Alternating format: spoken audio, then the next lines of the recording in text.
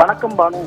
தூத்துக்குடி மாவட்டம் சாத்தான்குளம் அருகே மீரான்குளம் பகுதிக்கு நேற்று மாலை சுமார் 4 மணி அளவில் கோவை துடியலூரை சேர்ந்த மோசஸ், வசந்தா, ரவி, ஸ்டாலின் என்ற குழந்தை, ஹெப்சிபா, கிருபா மற்றும் ஜெனிட்டா, எஸ்தர், கெர்சோம் ஆகிய 8 பேர் கொண்ட ஒரே குடும்பத்தை சேர்ந்தவர்கள் வெள்ளாரன் விலை என்ற பகுதியில் நடைபெற உள்ள ஒரு ஆலய விழாவிற்காக வந்து கொண்டிருந்தனர். அப்போது திடீரென அவர்கள் வந்த கார் ஆனது கட்டுப்பாட்டை இழந்து சாலையோரத்தில் உள்ள தரைமட்ட கிணறுக்குள் கவிழ்ந்தது.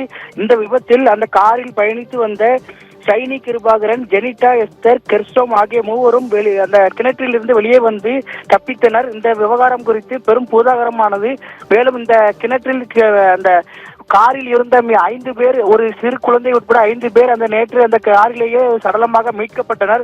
இந்த விவகாரத்தில் தற்போது திருச்செந்தூர் மோட்டார் வாகன பிரேக் இன்ஸ்பெக்டர் பாத்திமா பர்வீன் தலைமையிலான குழுவினர் அந்த கிணற்றில் இருந்து மீட்கப்பட்ட கார் எவ்வாறு விபத்து நடந்தது, அந்த விபத்துக்கான காரணம் என்ன, டயர் ஏதும் வெடித்ததா அல்லது பிரேக் ஃபெயிலியர் போன்ற ஏதேனும் காரணங்களால் இந்த கார் விபத்துக்குள்ளானதா என்பது குறித்து விசாரணை நடத்தி வருகின்றனர்.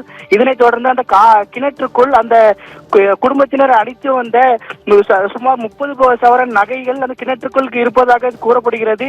இதனைத் தொடர்ந்து அந்த பகுதிக்கு இந்த போலீசார் மற்றும் ஊர் மக்கள் அனைவரும் சேர்ந்து அந்த கிணற்றில் உள்ள தண்ணீரை ராட்சச மோட்டார் மூலம் வெளியே எடுத்து அந்த கிணற்றை வற்ற செய்து தொடர்ந்து அதில் உள்ள அந்த நகைகளை தேடும் பணியில் ஈடுபட்டு வருகின்றனர். இந்த பணிகளானது சுமார் 20 நிமிடத்துக்கு மேலாக நடைபெற்று வருகிறது பானு.